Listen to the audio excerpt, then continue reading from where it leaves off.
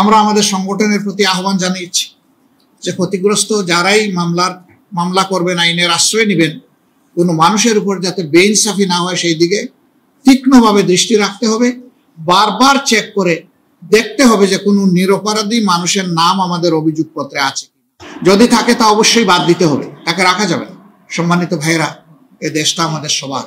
এবারকার এই আন্দোলন শুধু পুরুষের নয়, নারী পুরুষের সবার, শুধু ছাত্রদের নয়, আপামর জনতার।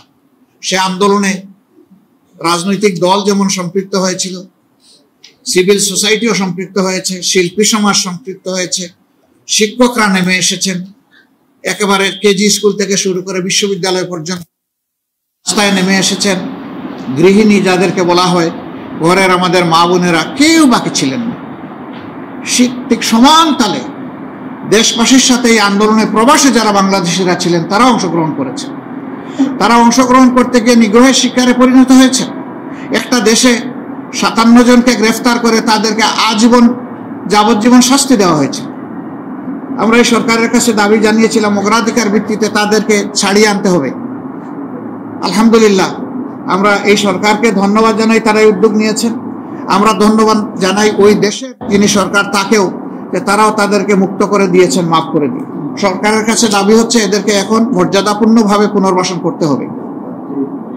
শুধু তাই নয়, যারা মিডিয়ায় সমান তালে 15.5 বছর স্বৈরাচারী শাসন ব্যবস্থার বিরুদ্ধে কথা বলেছেন, জনমত সংগঠিত করেছেন, তাদেরকে প্রবাসেও হেরাস করার চেষ্টা করা হয়েছে, তাদের স্বজনদেরকে দেশের বুকে হেরাস করার চেষ্টা করা হয়েছে।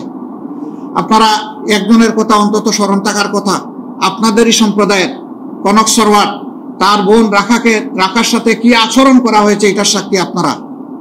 ভাইয়ের অপরাধের জন্য অপরাধী যদি হয়ে থাকে, আমরা এটাকে অপরাধ অবশ্যই মনে করি না, কেন বোনকে শাস্তি পেতে হবে? বাবাকে অ্যারেস্ট করতে এসেছে, পায় নাই, ছেলেকে নিয়ে গেছে, ছেলেকে অ্যারেস্ট করতে এসেছে, পায় নাই, বাবাকে নিয়ে গেছে, মাকে নিয়ে গেছে, বোনকে নিয়ে গেছে। কোন অসভ্য জগতে আমরা ছিলাম?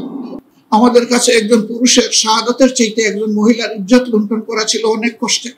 এটা শোনা, পর্দানসীন মহিলাদের ইজ্জত তারা কেড়ে নিয়েছে। আমরা যখন শুনতাম কাউকে বলতাম না, শুধু আল্লাহকে বলতাম। আমাদের কলিজা, আমাদের হৃদয় ভেঙে টুকরা টুকরা হয়ে যেত। সম্মানিত ভাইয়েরা, এখানেও তারা থামেনি। হাজার হাজার মিথ্যা মামলা দিয়ে বিভীষিকাময় অবস্থা তৈরি করে লক্ষ লক্ষ মানুষকে দফায় দফায় জেলে নেওয়া হয়েছে। তার সবকিছুরই সাক্ষী এদেশের 18 কোটি মানুষ। আমরা আমাদের মনের কথাটুকু সেদিন বলার কোনো সুযোগ পাইনি। আমরা চিৎকার দিয়ে কাঁদতে পারিনি। বাপ বেটা একই টেবিলে বসেছেন খাওয়ার জন্য, দুপুরের খাবার নেবেন, তুলে এনে বলা হয়েছে রাষ্ট্রের বিরুদ্ধে ষড়যন্ত্র করতে তারা বসেছিল। গোপন বৈঠক, নিজের বাসায় নিজের ঘরে বাবা আর ছেলে টেবিলে বসে খাবার নিচ্ছেন, এইটাও অপরাধ। এরকম কত হাজার অপরাধ আমাদের সাথে করা হয়েছে, তার হয়তো টানা কয়েকদিন বলা যাবে, তারপরেও শেষ হবে না।